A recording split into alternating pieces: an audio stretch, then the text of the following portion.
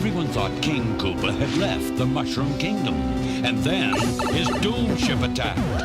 Hi, and welcome back to Darkest Timelines. This week, we're headed to the Mushroom Kingdom to take a closer look at one of our favourite franchises ever, Super Mario. So let's go!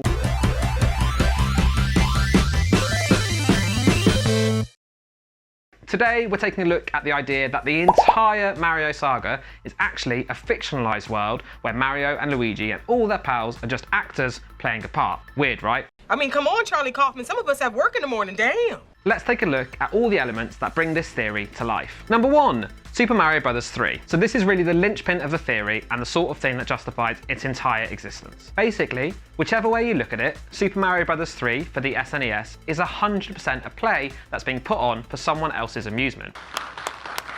Now, this part of the theory, for once, requires no corkboard or red string whatsoever. Now let's talk about the mail. Can we talk about the mail, please, Mac? In fact, before the game even starts, it's clear that things are not what they seem. At the very beginning, a large red stage curtain lifts up and reveals the game's title screen. The background design also looks like a stage. The blocks and clouds that you run past all have little screws in the corner as if they've just been fixed to the background before Mario arrived and started jumping on turtles.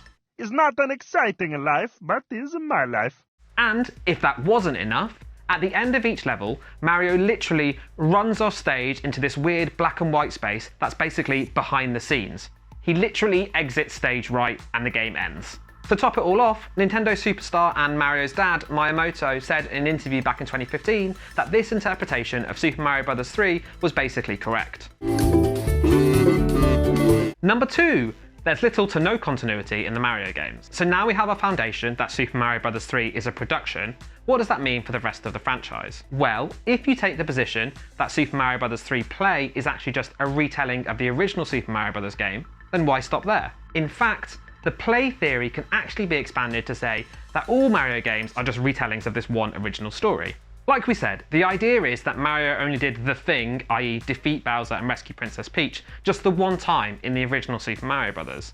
Ever since then, all we're seeing is the workings of an egomaniacal plumber desperate to relive his glory days and perhaps earn a little cash by revamping and retelling the story in a variety of TV shows, plays and more. This seems kind of plausible given how much the plot of all of the games are basically identical.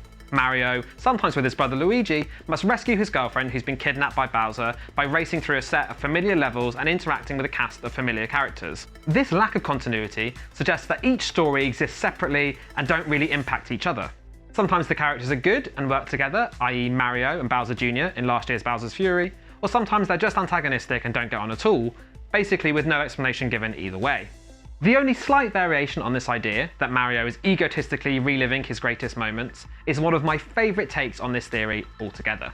Some big Wario people out there, we see you, also believe that the character we see in Super Mario Bros. 3 is actually Wario acting as Mario in the first place.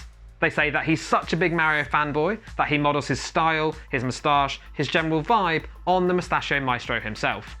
It's a pretty great idea. Number 3, wrapping up those little details. Okay, so that's the bare bones of the idea, and we love it. But there are lots of other smaller details that fans of the theory have pieced together to try and add up to one larger whole. Have you ever thought about the way that the levels and courses in Super Mario 64 and Super Mario Sunshine are referred to as episodes? This tiny little detail actually fits quite neatly into the idea that what we're seeing is Mario retelling his one great story. Maybe he's franchised it out, maybe Mushroom Kingdom TV are out there making all sorts of film and TV based on his one exploits. The TV and film angle is also bolstered by the fact that in lots of the 3D Mario games, you can interact directly with the camera you're controlling. In fact, famously in Super Mario 64, the camera is being controlled by a host of little Lakitus, who hold a camera mic and a boom and sit on clouds with headphones. They're very cute. The Paper Mario series often employs visuals and ideas tied to plays and staging into its game design.